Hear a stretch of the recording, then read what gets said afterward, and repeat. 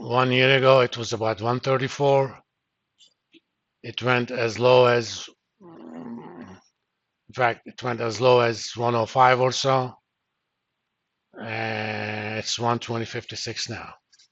So these prices do move. You could get lucky and price may be higher, but you could also be in a situation where you got your money right about in September of last year. Well, if that happens, you basically lost about $300,000. So you have exposure to pound dollar exchange rate. Well, the alternative is to fix that rate. Go find a counterparty, typically a bank, and your bank, and ask them, I want to sell pound 1 year forward. And in this case, they're going to tell you, okay, we'll give you 121.69. So you fix the rate at which you are selling the pounds you're going to get. And the alternative is to buy it now or to sell it now, but you don't have the pounds, which means you have to borrow the pounds, sell them, and deposit it in US dollars.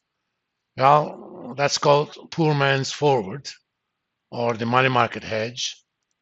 Then you're going to get with exactly the same effective rate. And all of this, you don't have to spend any money. Your bank may ask you some collateral, but if this is a bank that you have business with, it's not going to be a big problem.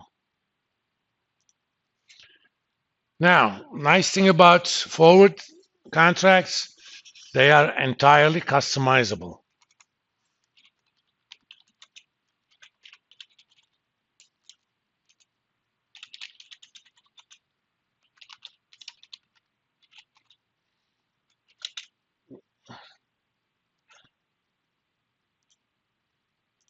Which means you can pick exact date and amount of the transaction. There is nothing that stops you from having a deal where it's 9 months, 15 days, 9 months, 3 days, or instead of 1 million, 1.375 million, okay? Or $15,000 if you want. You know, that's the good thing about them.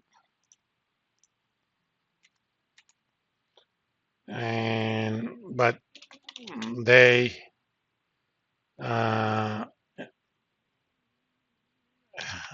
bring counterparty risk.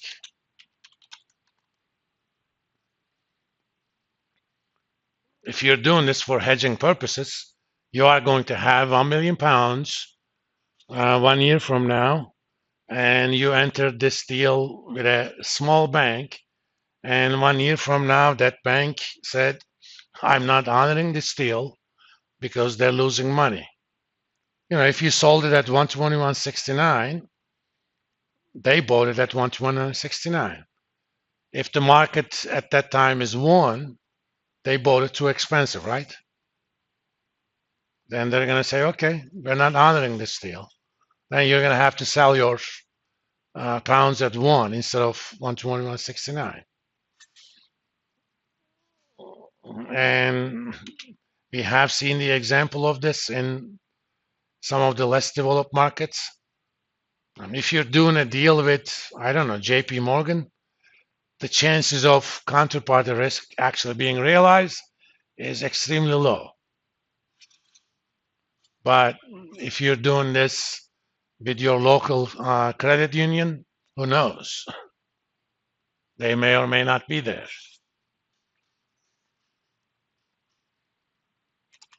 Alternative is a futures contract.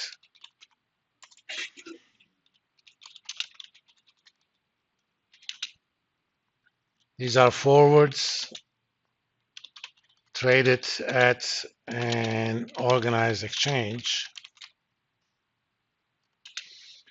The actual forward contracts are typically over the counter. you wouldn't see a number on the screen. You ask your bank what the rate would be, they give you a rate. Whether or not that rate is very good, who knows? And typically bid offer spreads are also high, unless you're asking for a very high amount. But since they're on an organized exchange, delivery dates are standardized. You can't simply say, I want to do it on February 3rd, 2024. Okay? It has to be among certain dates. And amounts also must be multiples of the contract size.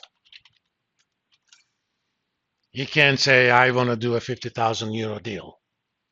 The minimum you can do is 125,000 euros, because that's the contract size. If you're gonna do for 1 million, that would be 8 contracts. But if you're gonna do 950, you can't do 950. You can do 875, but not 950. And futures contracts involve daily settlement and margin accounts. At the end of each trading day, exchange says, here's today's settlement price. So they close your position at that price, calculate how much money you made or lost, then reopen it at that price again so that they could do it the next day. If you keep losing money, you're going to have to come up with cash. Even though, let's say, okay, not let's say, let's do an example. British pound contract on CME, Chicago Mercantile Exchange. Let's see. British pound on CME.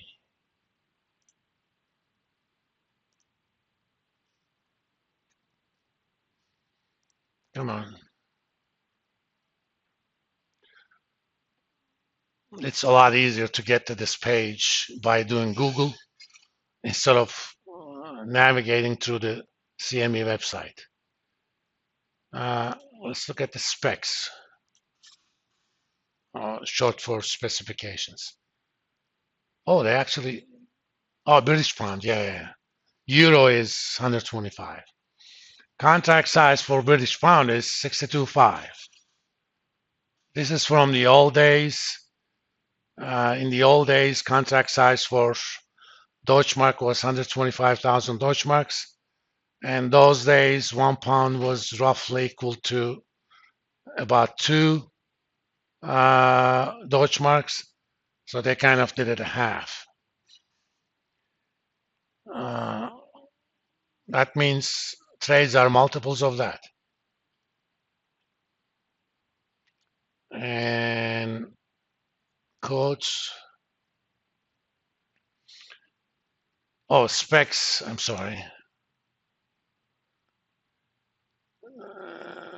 Termination of delivery 2 business days prior to the 3rd Wednesday of the contract month. So March contract, the last trading is going to be